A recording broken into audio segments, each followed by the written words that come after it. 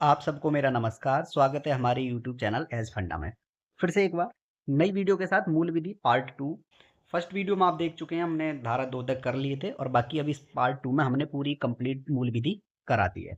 ठीक है? अ, class start करने से पहले मैं थोड़ा आपको टेलीग्राम के बारे में एक बार बता देता हूँ। टेलीग्राम चैनल एज फंडा है, ठीक है? आप इसको जॉइन कर लीजिए, ठीक है? आप यहाँ पे कोई भी अगर आपको प्रॉब्लम हो आप पूछ सकते हैं, ठीक है? बिना देर किए चलो करते हैं स्टार्ट क्लास। ओके, यह है सूचना का अधिकार अधिनियम 2005, right to information act part 2। ठीक है, पहली वीडियो हम कंप्लीट कर चुके हैं, सेक्शन 1 और 2। अब बात करते हैं सेक्शन 3, धारा 3। बात करते हैं धारा 3 में क्या है। धारा 3 में है सूचना का अधिकार। सूचना का अधिकार,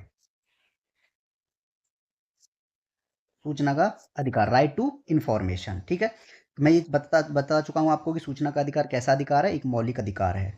कैसा अधिकार है? एक मौलिक अधिकार है। ये जो सूचना का अधिकार है ये किस किस को प्राप्त है? तो सूचना का अधिकार जो है ये किस किस को प्राप्त है, तो मैं लिख देता हूं यहाँ पे, बनाते रहिए नोट्स मेरे साथ साथ। सूचना का अधिकार हर भारतीय नागरिक को प्राप्त है। हर भारतीय नागरिक को प्राप्त है। हर भारतीय नागरिक को प्राप्त है, मतलब जो प्रत्येक व्यक्ति आरटीआई दाखिल कर सकता है। प्रत्येक व्यक्ति जो है आरटीआई दाखिल कर सकता है। लिख देता हूं ये भी, प्रत्येक व्यक्ति आरटीआई दाखिल कर सकता है। दाखिल कर सकता है, लेकिन शर्त यह है कि वह भारतीय नागरिक होना चाहिए। भारतीय नागरिक होना चाहिए। ठीक है, यहां तक बात समझ गए? चलो मेन पॉइंट हम पढ़ रहे हैं यहाँ पे। धारा 4 की बात कर लेते हैं अब यहाँ पे हम। धारा 4 क्या है? लोक प्राधिकारियों की बाध्यताएं।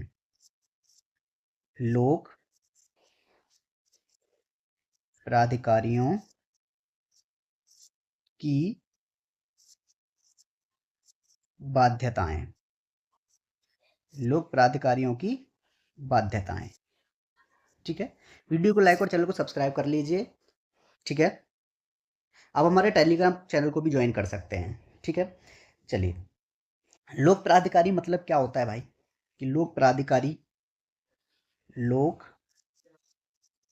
प्राधिकारी, लोक प्राधिकारी का मतलब क्या है? कोई भी अधिकारी हो सकता है, कोई भी एनजीओ हो सकता है। ठीक है, कोई भी अधिकारी, कोई भी अधिकारी हो सकता है, एनजीओ हो सकता है। ठीक है, ये आप ध्यान में रखेंगे। लोक प्राधिकारी के कुछ कार्य हैं। लोक प्राधिकारी के लिए कुछ कार्य हैं जो उन्हें करके रखने पड़ते हैं। ठीक है, लोक प्राधिकारी के आगे एक हेडिंग डालेंगे आप, लोक प्राधिकारी के लिए कुछ कार्य हैं जो उन्हें करके रखने पड़ेंगे। जो उन्हें करके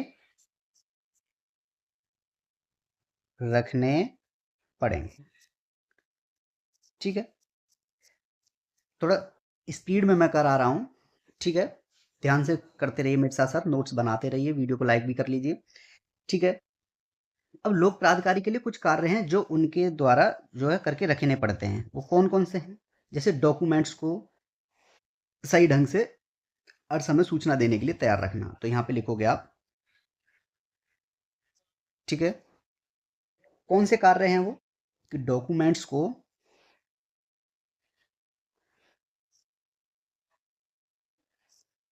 ठीक है, डॉक्यूमेंट्स को सही ढंग से, सही ढंग से हर समय सूचना हर समय सूचना देने के लिए तैयार रखना।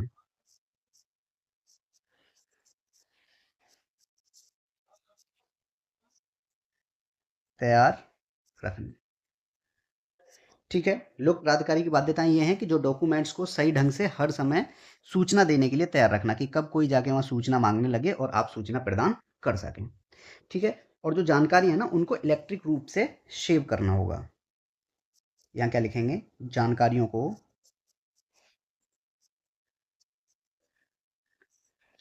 को इलेक्ट्रॉनिक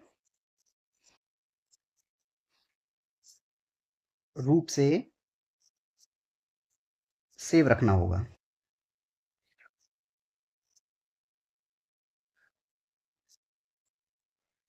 ठीक है। यहाँ तक क्लियर है कि जो जानकारी है उनको इलेक्ट्रॉनिक रूप से सेव करके रखना पड़ेगा, ताकि आप जाओ वहाँ पे कोई भी जानकारी लेने तो आपको प्रिंट आउट दिया जा सके। ठीक है। ठीक है, आगे बढ़ते हैं। धारा 6 सेक्शन 6, जल्दी जल्दी लिखते रहिए। धारा 6 सेक्शन 6 क्या कहता है? सूचना अभिप्राप्त करने के लिए अनुरोध। सूचना प्राप्त करने के लिए अनुरोध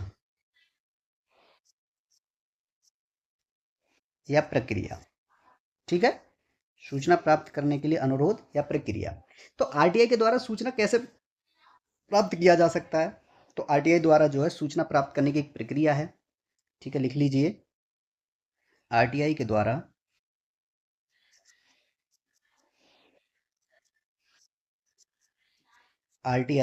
द्वारा सूचना प्राप्त करने की प्रक्रिया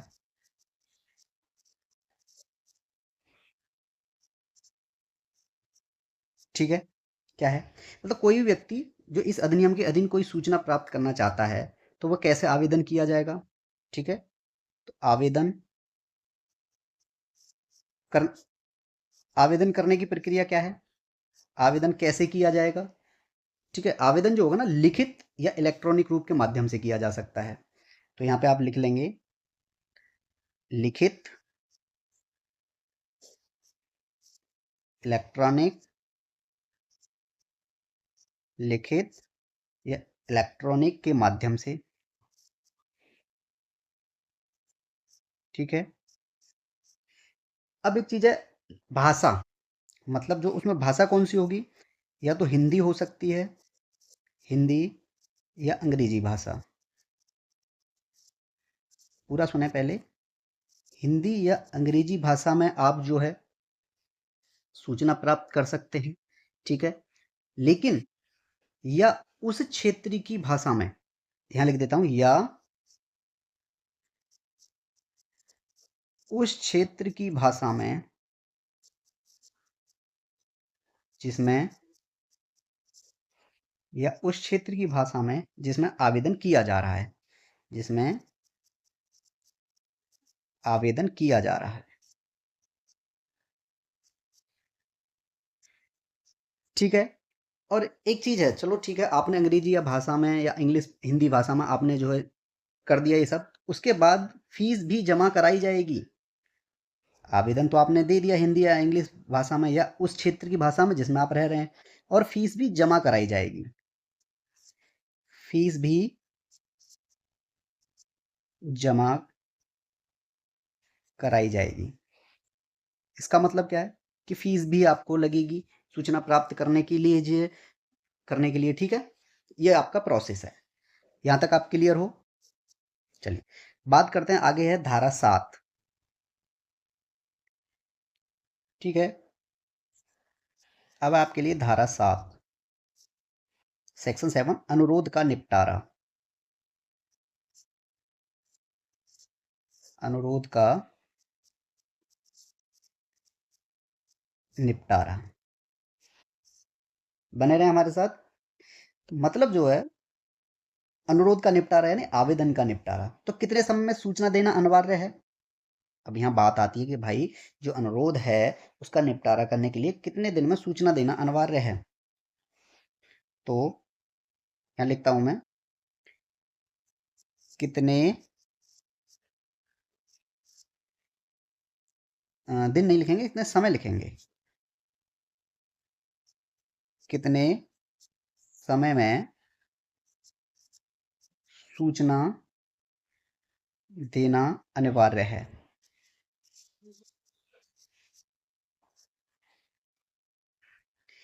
ठीक है, कितने समय में सूचना देना अनिवार्य है।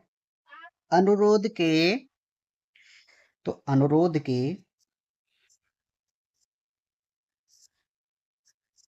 के 30 दिन के भीतर 30 दिन के भीतर सूचना देना अनिवार्य है।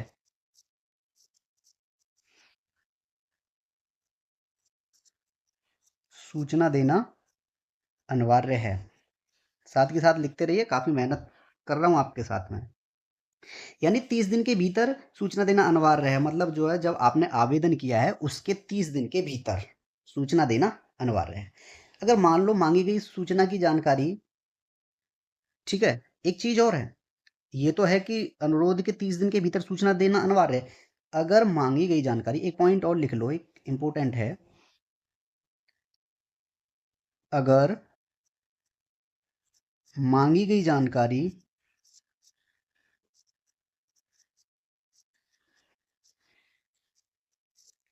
अगर मांगी गई जानकारी किसी व्यक्ति के जीवन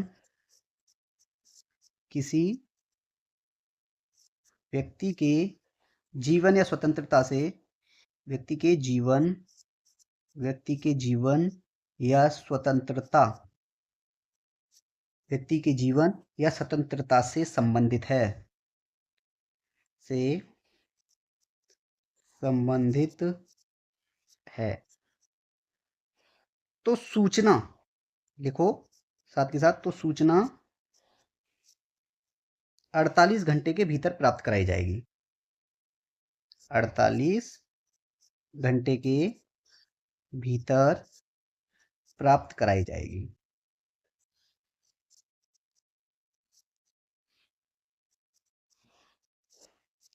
ठीक है, ये आप ध्यान रखेंगे कि अगर कोई भी जानकारी किसी व्यक्ति के जीवन या स्वतंत्रता से है, ठीक है, तो उसकी जो सूचना होगी वो 48 घंटे के भीतर जो है प्राप्त कराई जाएगी। ये बात यहाँ है। अगर अब बात आती है, अगर सूचना अधिकारी, एक पॉइंट और लिख लो, अगर सूचना अधिकारी अगर सूचना अधिकारी 30 दिन के भीतर 30 दिन के भीतर मिटा के दोबारा लिख देता हूँ इसको, 30 दिन के भीतर, ठीक है, अगर जवाब नहीं देता है तो जवाब नहीं देता है तो नहीं देता है तो आवेदन जो है रिजेक्ट किया जा चुका है, या तो ये हो सकता है, तो आवेदन रिजेक्ट किया जा चुका है।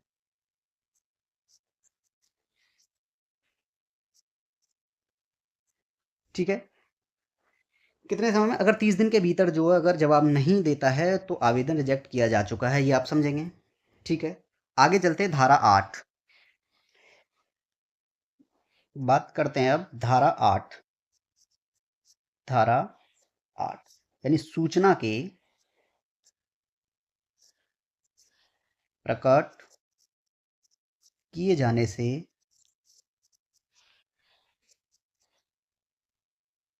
छूट,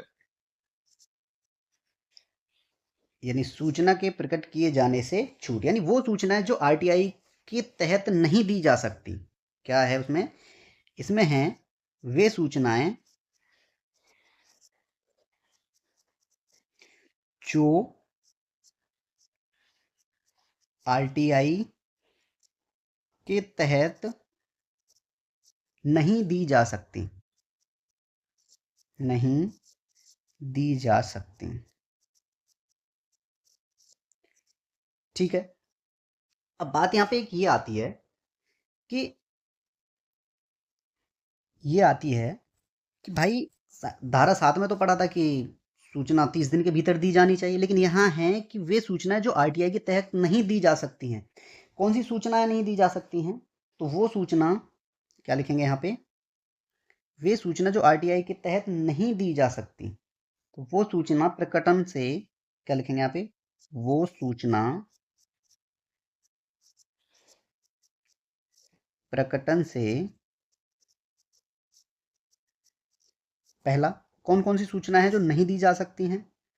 फर्स्ट पॉइंट कौन सा है कि भारत की प्रभुता और अखंडता, लिख दूं या पहले समझा दूं? यानी भारत की प्रभुता और अखंडता या राज्य की सुरक्षा, रणनीति, वैज्ञानिक और प्रतिकूल प्रभाव पड़ता है जिस पर। ठीक है, कौन कौन सी सूचनाएं नहीं दी जा सकती हैं?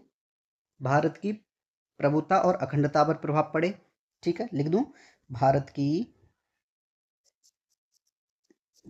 की प्रभुता और अखंडता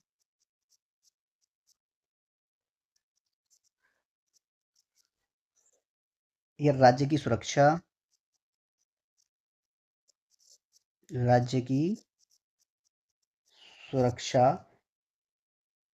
पर प्रतिकूल प्रभाव पड़ता हो। प्रतिकूल प्रभाव पड़े। ठीक है ना? यानी कौन सी सूचना नहीं दी जाएंगे आपको? जो भारत की प्रभुत्ता और अखंडता या राज्य की सुरक्षा पर प्रभाव पड़े। ठीक है, ऐसी सूचना आपको नहीं दी जाएंगी। या किसी न्यायालय का अवमान होता हो, एक ऐसी बात कौन सी जिससे न्यायालय का अवमान होता हो। किसी न्यायालय का अवमान होता हो। न्यायालय का अवमान होता हो। ठीक है, थर्ड पॉइंट, किसी विदेशी सरकार, मान लो कोई भी सरकार है, विदेशी सरकार से विश्वास में कोई प्राप्त सूचना है। ठीक है, क्या लिखेंगे? किसी विदेशी सरकार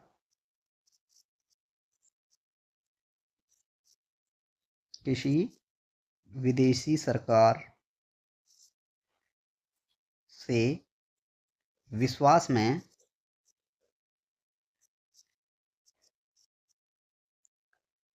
प्राप्त सूचना। ठीक है, अच्छा एक चीज और, किसी संसद का भंग कारित होगा। ठीक है, मान लो कि संसद वगैरह है, अगर उसका विशेषाधिकार अगर भंग कारित होता है तो उसकी भी सूचना आपको नहीं दी जाएगी। ठीक है, अब बात करते हैं हम यहाँ पे धारा 12 की।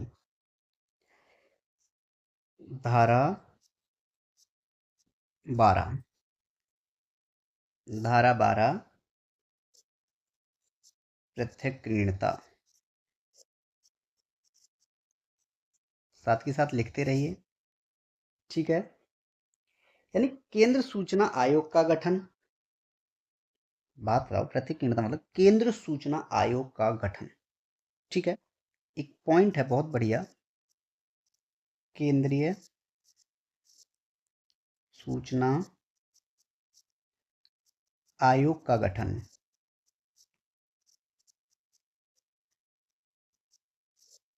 अब इस गठन को कौन करेगा? गठन कौन करेगा?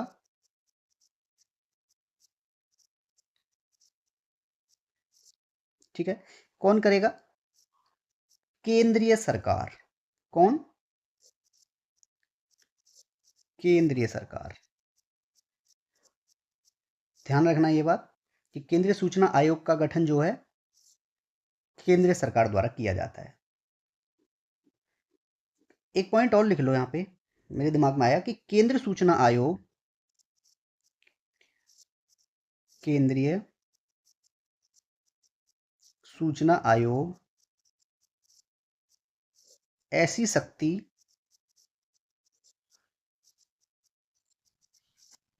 और कृत्यों का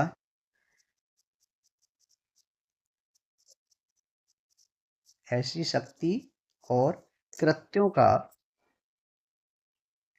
पालन करेगा। पालन करेगा जो इस अधिनियम के अधीन, जो इस अधिनियम के अधीन सौंपे जाएंगे।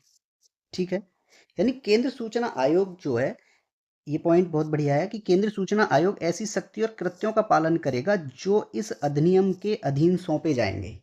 ठीक है। अच्छा, केंद्र सूचना आयोग किससे मिलकर बनेगा? यहां लिखता हूं मैं, केंद्रीय सूचना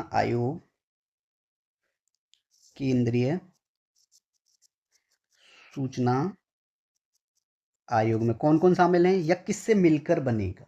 ठीक है, तो निम्न से मिलकर बनेगा। ठीक है, किन किन से मिलकर बनेगा भाई? यहां पे ये पॉइंट था, एक तो होगा मुख्य सूचना आयुक्त। कौन होगा? मुख्य सूचना आयुक्त। मुख्य सूचना आयुक्त। और दूसरा 10 से, यानी जो 10 से अनधिक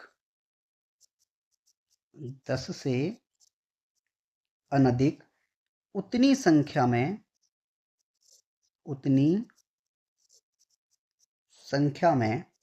केंद्रीय सूचना आयुक्त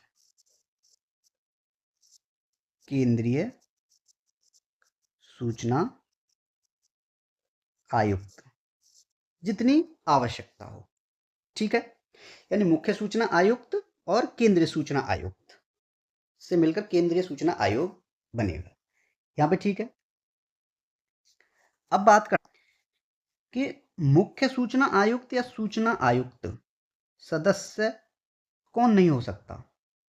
ठीक है, बात यह है, मैं लिख दूं मुख्य सूचना आयुक्त, यहां से लिखते हैं मुख्य सूचना, हर चीज लिख के बता रहा हूं आपको, साथ के साथ लिखते रहें, बने रहें हमारे साथ। आयुक्त या सूचना आयुक्त, एक मुख्य सूचना आयुक्त या सूचना आयुक्त, संसद का सदस्य,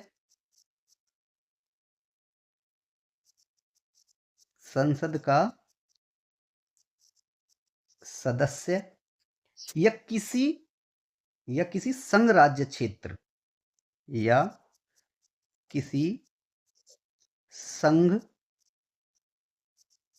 राज क्षेत्र विधानमंडल। ठीक है, विधान मंडल का सदस्य नहीं होगा।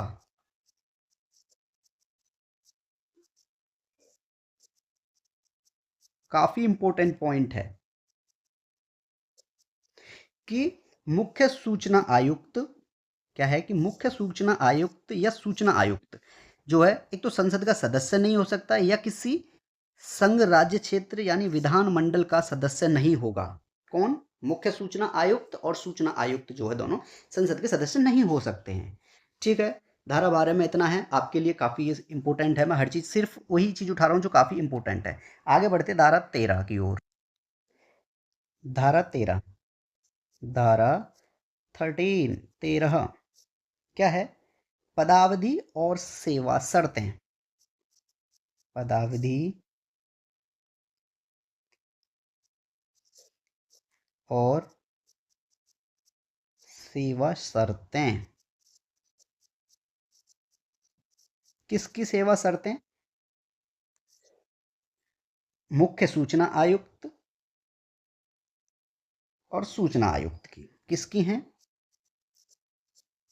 सूचना आयुक्त, मुख्य सूचना आयुक्त और मुख्य सूचना आयुक्त। इसलिए लिख दिया है कि आपको पता रहे कि ये किसके पदावधि और सेवा शर्तों के बारे में बात हो रही है। ठीक है, ये याद रहे। ठीक, चलो। तो मुख्य सूचना आयुक्त जो है वो ऐसी अवधि के लिए पद धारण करते हैं जो केंद्र सरकार द्वारा विहित की जाए। ठीक है, लिख दूं? मुख्य सूचना आयुक्त, उनकी पदावधि के बारे में बात हो रही है कि जो मुख्य सूचना आयुक्त हैं, मुख्य सूचना आयुक्त ऐसी अवधि के लिए, ऐसी अवधि के लिए पद धारण करेंगे, पद धारण करेंगे जो केंद्र सरकार द्वारा तय की गई है, जो केंद्र सरकार द्वारा विहित की जाए, जो तय की गई है, ठीक है, केंद्र सरकार द्वारा विहित की जाए, ठीक है। मुख्य सूचना आयुक्त ऐसी अवधि के लिए पद धारण करेंगे जो केंद्र सरकार द्वारा विहित की जाए या केंद्र सरकार द्वारा तय की गई है, ठीक है। एक चीज़, सबसे मेन चीज़ ये है कि वह पुनः नियुक्त के लिए पात्र नहीं है, उनको वो दोबारा नियुक्त नहीं हो सकते, ठीक है। लिख देते हैं, पुनः नियुक्ति के लिए पात्र नहीं होंगे, पात्र नहीं होंगे, यानी वो दोबारा जो है पुनः निर्वाचन नहीं हो सकते हैं, ठीक है। एक सबसे इम्पोर्टेंट चीज़ है ये जो मैं अब लिखने जा रहा हूँ आपके लिए, मेरे दिमाग में आया कि कोई मुख्य सूचना आयुक्त जो है 65 वर्ष की आयु से ज़्यादा कार्य नहीं करेगा, ठीक है।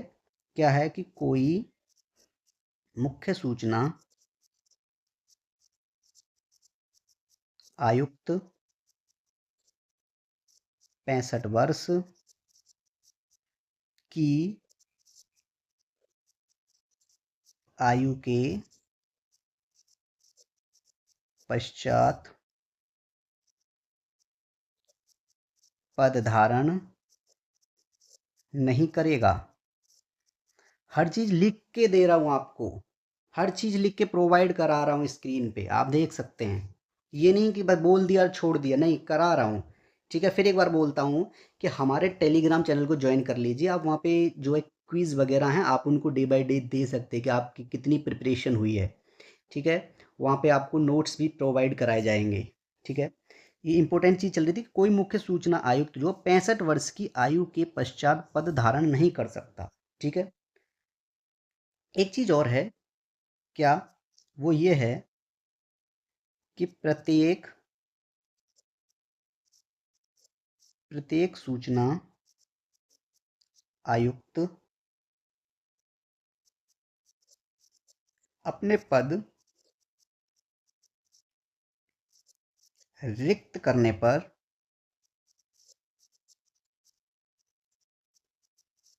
ठीक है, उसे मुख्य सूचना आयुक्त के रूप में नियुक्त किया जा सकता है। अगर जो है सूचना आयुक्त जो अपने पद से हट जाता है तो वो कहाँ चला, वो क्या बन सकता है, मुख्य सूचना आयुक्त के रूप में नियुक्त किया जा सकता है। करने पर उसे मुख्य सूचना आयुक्त के रूप में नियुक्त किया जा सकता है, नियुक्त किया जा सकता है, नियुक्त किया जा सकता है, ठीक है। एक पॉइंट और लिख देता हूं कि जो मुख्य सूचना आयुक्त है ना, कोई सूचना आयुक्त हो या मुख्य सूचना आयुक्त हो, अपना त्यागपत्र किसको संबोधित करेगा? तो मैं लिख देता हूं, सूचना आयुक्त और मुख्य सूचना आयुक्त, मुख्य सूचना आयुक्त अपना त्यागपत्र, अपने पद से अगर त्यागपत्र देना है उनको, अपना त्यागपत्र राष्ट्रपति को संबोधित करेंगे, राष्ट्रपति को देंगे, संबोधित करेंगे, ठीक है। अगर इन्हें लगता है कि अब इन्हें कार्य नहीं करना है और इन्हें त्यागपत्र देना है तो वो राष्ट्रपति को अपना त्यागपत्र दे सकते हैं, ठीक है। अब चीज़ है कि इनके भत्ते हैं, कुछ निबंधन हैं, शर्तें हैं, ठीक है। ये कौन बनाता है, कौन विहित किया करता है इनको? तो केंद्र सरकार द्वारा जो है इनके भत्ते, यहाँ लिख देता हूँ, केंद्र सरकार द्वारा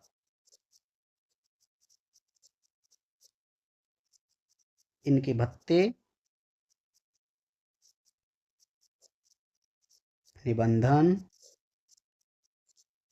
और शर्तें,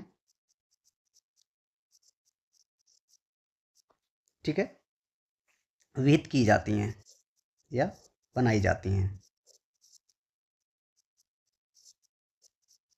ठीक है। तो किसकी जिम्मेदारी है इनके भत्ते, निबंधन और शर्तों की? केंद्र सरकार की जिम्मेदारी है, ठीक है। यहाँ पे ये खत्म होता है। अब चलते हैं धारा 14 की ओर। धारा 14, धारा 14 क्या है? सूचना आयुक्त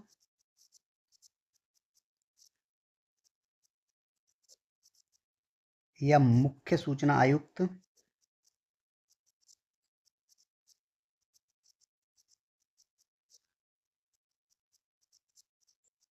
को हटाया जाना।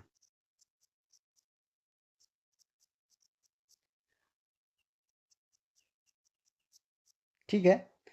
तो इनको, जो सूचना आयुक्त और मुख्य सूचना आयुक्त है, इनको कैसे हटाया जा सकता है? राष्ट्रपति के आदेश द्वारा हटाया जा सकता है। क्या लिखेंगे यहाँ पे हम कि राष्ट्रपति के आदेश पर हटाया जा सकता है। अब ये तो है नहीं कि राष्ट्रपति जी किसी को भी हटा देंगे बेवजह, नहीं, उसकी भी कुछ वजह होनी चाहिए, इस वजह से वो राष्ट्रपति जी जो है उसको हटा सकते हैं। कब कब हटा सकते हैं? जब साबित, कब हटाएंगे?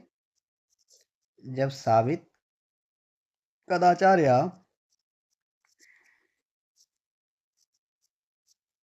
असमर्थता के आधार पर, के आधार पर, यानी अगर उसे देशद्रोही का कोई वो लगा है इंजा, तो उसको हटाया जा सकता है, ठीक है, कदाचार पर। या दिवालिया किया गया हो, या उसे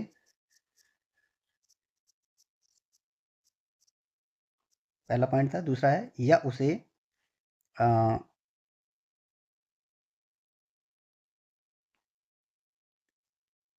दिवालिया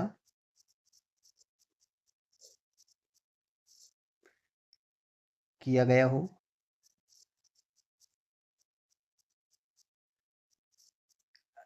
या फिर अपने पद के कर्तव्य से हटकर, यानी जो उसका कार्य है उस कार्य को न करके किसी और नियोजन में लगा हुआ, किसी और कार्य करने में लगा हुआ है, तो भी उसको हटाया जा सकता है।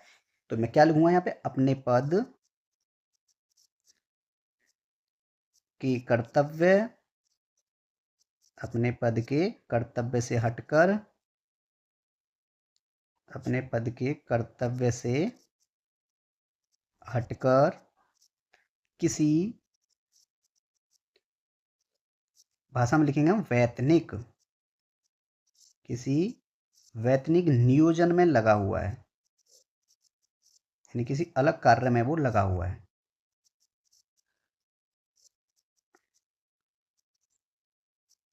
जहां से उसे कुछ प्राप्त हो रहा है उसके लिए, ठीक है। तो ये थी धारा 14, ठीक है, किसके आदेश पर सूचना आयुक्त या मुख्य सूचना आयुक्त को हटाया जा सकता है?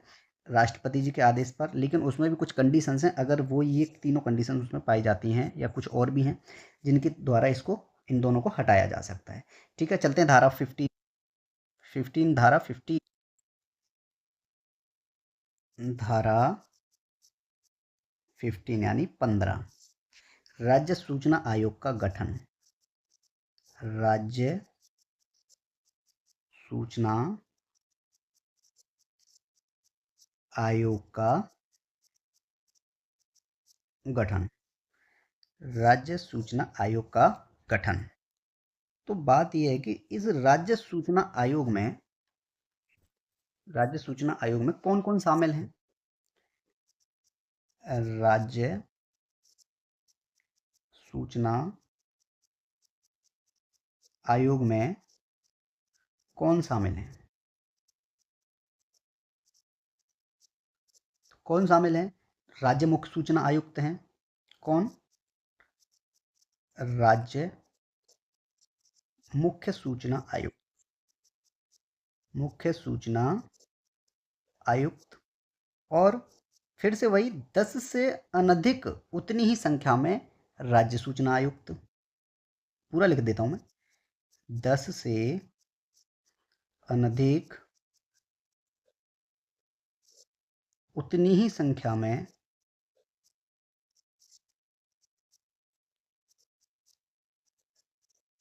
कौन? राज्य सूचना आयुक्त। राज्य सूचना आयुक्त। बात ये आती है कि इनकी नियुक्ति कौन करेगा?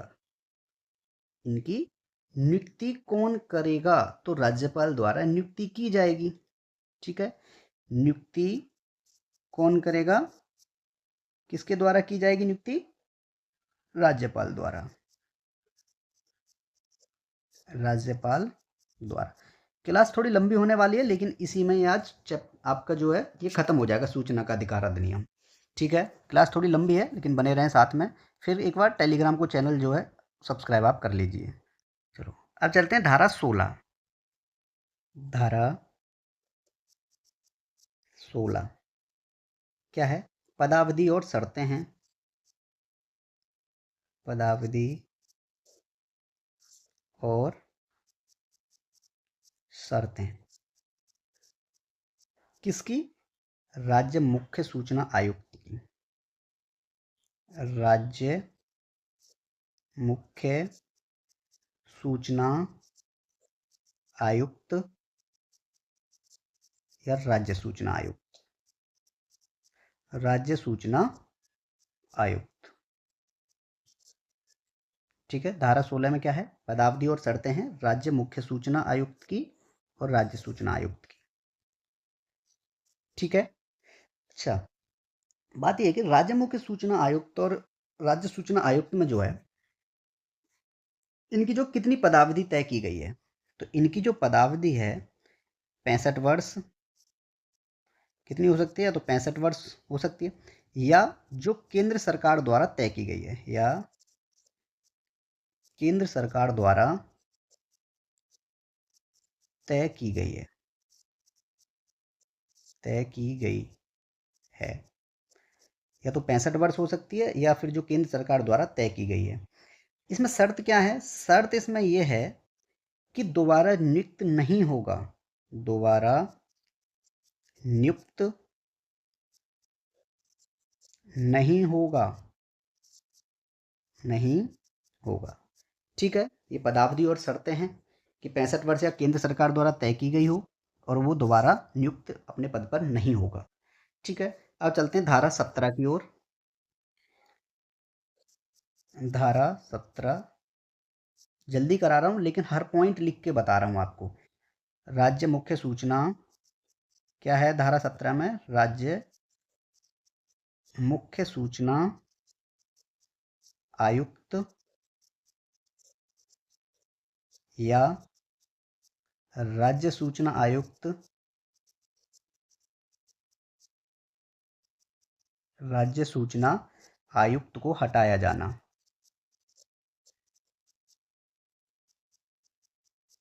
हटाया जाना।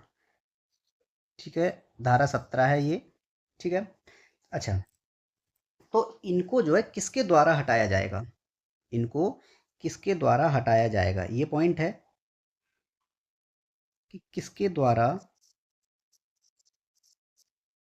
सब चीज इंपोर्टेंट करा रहा हूं आपको। किसके द्वारा हटाया जाएगा? तो इनको जो है राज्यपाल द्वारा हटाया जाएगा। किसके द्वारा? राज्यपाल के द्वारा। ठीक है, राज्यपाल के द्वारा इनको हटाया जा सकता है, लेकिन हटाने के कारण भी तो होनी चाहिए ना। कब हटाया जाएगा? अगर मान लो इनका जो है वो कहाँ जाएगा, केस सुप्रीम कोर्ट में जाएगा, फिर जांच होगी, जांच के बाद जो है राज्यपाल के द्वारा इनको हटाया जा सकता है जब इनको दोषी पाया जाएगा। ठीक है, किन कारणों पर हटाया जाएगा? कारण, किन कारणों पर जो है इनको हटाया जाएगा? तो वे कारण है भाई, यानी भ्रष्टाचार का आरोप हो, साबित कदाचार, साबित कदाचार,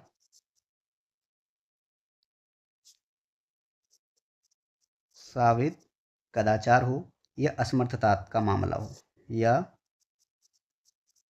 असमर्थता का मामला हो। ठीक है, तो इनको हटाया जा सकता है। ठीक है, मान लो सुप्रीम कोर्ट की जांच के बाद जो है हटाया जाएगा, ये बात आप याद रखना। ठीक है, अब चलते हैं धारा 19 को। इंपॉर्टेंट इंपॉर्टेंट हर चीज़ करा रहा हूँ। धारा 19, यहाँ ध्यान से देखना थोड़ा। अपील क्या है? धारा 19 में है अपील। अगर लोक सूचना अधिकारी जो है, अगर 30 दिन के भीतर सूचना नहीं देता है, मान लो आपने कोई भी आईटीआई डाला हुआ है और उसकी सूचना आपको नहीं मिल रही है, तो यहाँ पर क्या होगा? अगर लोक सूचना, लिख देता हूँ, अगर लोक सूचना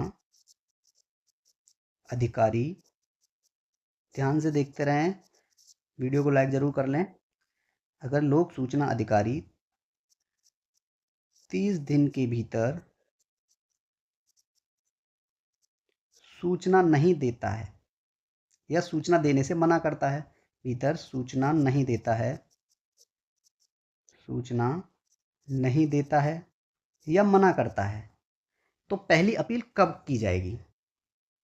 अब यहाँ आता है मेन पॉइंट, पहली अपील। ध्यान से समझना, पहली अपील कब की जाएगी?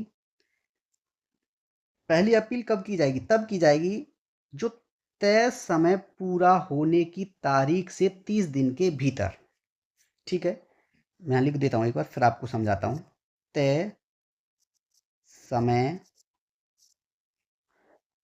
पूरा होने की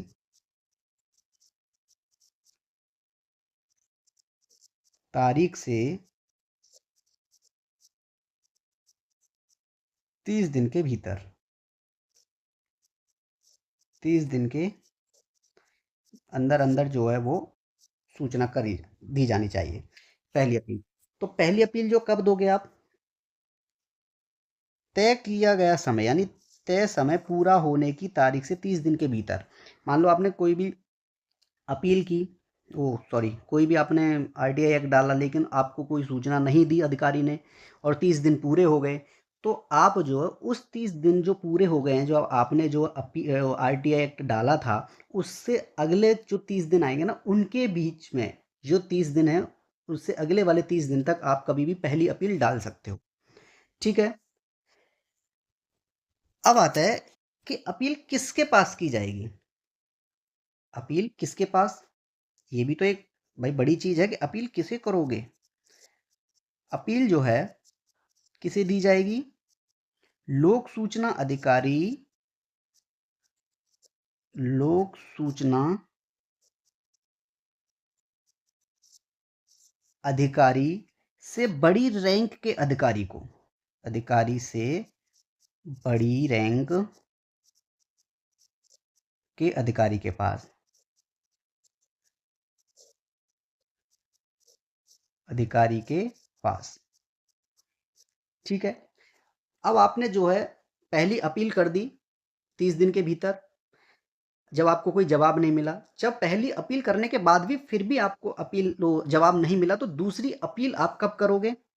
ये थी पहली अपील, अब है दूसरी अपील। दूसरी अपील, तो दूसरी अपील जो आप 90 दिन के भीतर ही करनी पड़ेगी, 90 दिन के भीतर, यानी 3 मंथ्स के अंदर जो है आप दूसरी अपील करोगे। अब उस अपील को कहाँ करोगे? किसके पास करोगे उसे? तो वो जो अपील होगी वो राज्य सूचना आयोग, राज्य सूचना आयोग या केंद्र सूचना आयोग के पास करोगे, या केंद्र सूचना आयोग के पास, सूचना आयोग के पास। अगर राज्य का है तो राज्य सूचना आयोग है, केंद्र का है तो केंद्र सूचना के पास, सूचना आयोग के पास। ठीक है, ये हो गया आपका अपील। पहली अपील जो है पूरा होने के 30 दिन के भीतर, और दूसरी जो है 90 दिन के भीतर आप कर सकते हो। ठीक है, यह धारा 19 खत्म होती है। धारा 20, धारा 20, धारा 20 में क्या है? शास्ति, या उसको बोलते हैं हम दंड।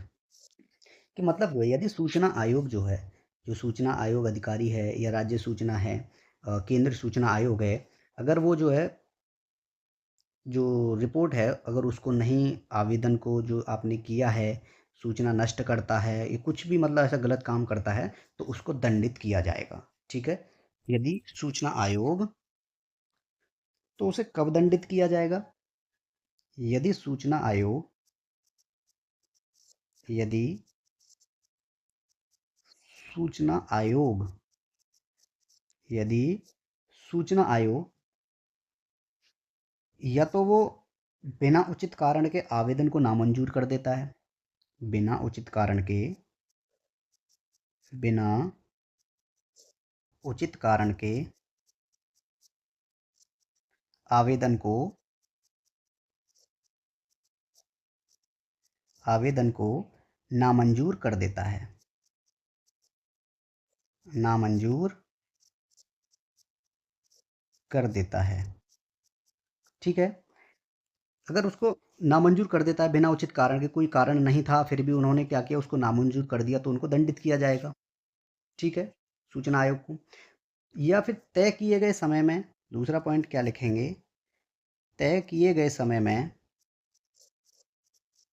तय किए गए समय में सूचना नहीं देता है, सूचना नहीं देता है, तो भी उसको दंडित किया जाएगा। या फिर गलत या अधूरी जानकारी देता है, मान लो अगर गलत जानकारी देता है या फिर अधूरी जानकारी देता है, गलत या अधूरी, गलत या अधूरी जानकारी देता है, तो भी दंडित का हकदार है, देता है तो भी दंड किया जाएगा। या सूचना नष्ट करता है, मान लो कोई इन्फॉर्मेशन थी और उसको, सूचना को वो नष्ट करना चाहता है, सूचना नष्ट करता है। या सूचना में बाधा खड़ी करता है, मान लो उसमें कोई अड़चन पैदा कर रहा है कि आपको सूचना ना मिले, वो नहीं चाहता कि सूचना आपको प्रदान हो, सूचना में बाधा खड़ी करता है,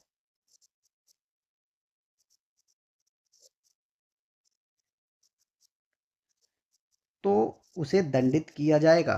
किस तरीके से? उसको फाइन लगा के, यानी जुर्माने से उसको दंडित किया जाएगा। जुर्माना किस तरीके से लगेगा कि आवेदन के दिन से प्रत्येक दिन, आवेदन के दिन से, मैं लिख देता हूँ, आवेदन के दिन से 250 रुपये, यानी 250 रुपये, 250 रुपये प्रतिदिन उस पर फाइन लगेगा। ठीक है, जब तक कि वो मामला शांत नहीं हो जाता है। ठीक है, आवेदन के दिन से 250 रुपये प्रतिदिन जो उस पर जुर्माना लगेगा, जब तक वो फैसला नहीं हो जाता है। और अधिकतम जुर्माना कितना हो सकता है? बात अधिकतम भी तो है। अधिकतम जुर्माना कितना लगाया जा सकता है उस पर, सूचना आयोग पर? 25,000 रुपये का। कितना? 25,000 रुपये का अधिकतम जुर्माना लगाया जा सकता है, नहीं तो 250 रुपये प्रतिदिन उस पर जुर्माना चलता रहेगा। ठीक है, आगे एक इंपॉर्टेंट धारा है, धारा 24, धारा 24, धारा 24, धारा 24 क्या कहती है कि अधिनियम का,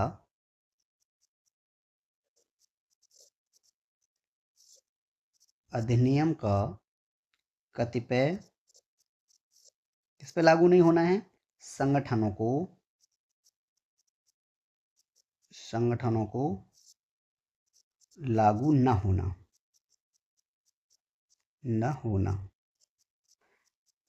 ठीक है, ये किन पर लागू नहीं होगा? धारा 24 में है कि ये बोलो कि सब पे लागू होता है, लेकिन कुछ ऐसी चीजें हैं जिन पर ये जो है लागू नहीं होगा अधिनियम।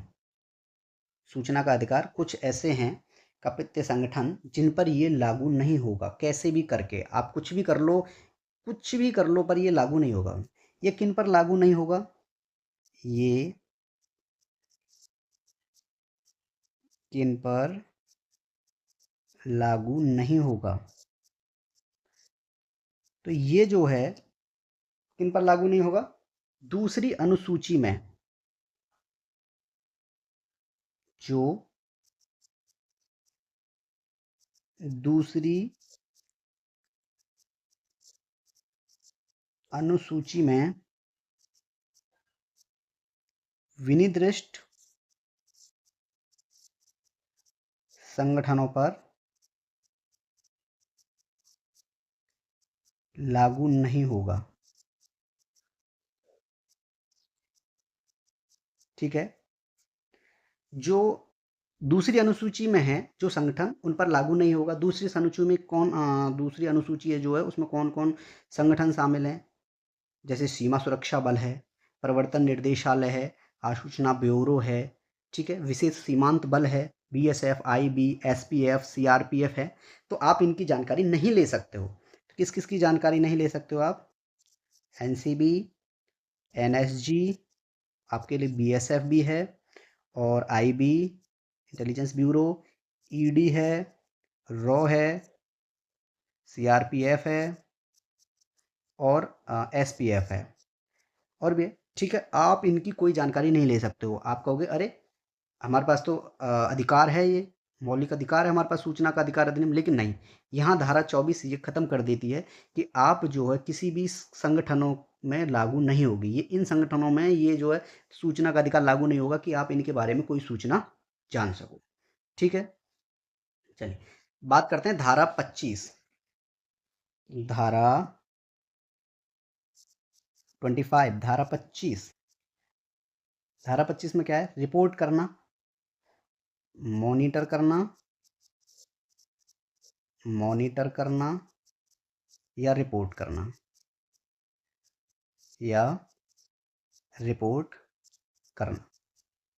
यानी केंद्र सरकार या केंद्र सूचना आयोग या राज्य सूचना आयोग जो वार्षिक रिपोर्ट तैयार करेंगे। ठीक है, तो रिपोर्ट तैयार तो करेंगे, लेकिन अब प्रदान भी तो किसी को करेंगे। रिपोर्ट बना के अपने पास तो रखेंगे नहीं, किसी को तो देंगे। तो वो देंगे समुचित सरकार को। ठीक है, मैं लिखता हूं कि केंद्र